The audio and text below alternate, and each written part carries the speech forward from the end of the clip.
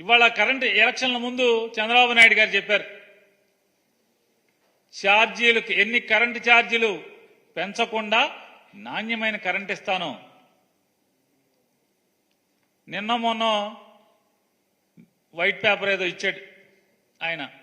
ఆ white paper electricity మీద ఇచ్చినప్పుడు ఒక విలేకరు అడిగాడు, బహుశా గాంధీ గారు అనుకుంటా విలేకరు గారి పేరు, గాంధీ గారు అడిగాడు అనుకుంటున్నాను నేను, గాంధీ గారు అని, తప్పు అయితే సరి చేసుకుంటాను. నాకెందుకు ఆ గొంతు గాంధీ గారిలాగా అనిపించింది. ఆయన అడగంగానే, ఏమండి కరెంటు ఛార్జీ ఎన్నికల ముందు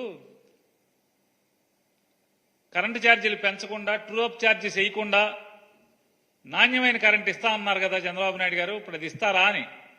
వెంటనే ఎవరు చెప్పారా నీకు, నేను చెప్పానా, మీ మైండ్ సెట్ మారాలయా అని ఏదో చెప్తున్నాడు.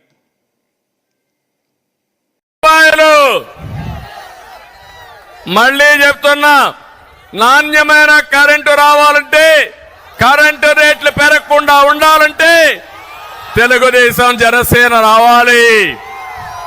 టారిఫ్స్ పెంచకుండా నాణ్యమైన విద్యుత్ అందజేస్తా ఉన్నారు. అట్లాగే లాసెస్ ఇప్పుడు చెప్పాను నేను, నువ్వు చెప్తున్నావు నాకు, నేను ఉండే వాస్తవ పరిస్థితి కాదు సార్.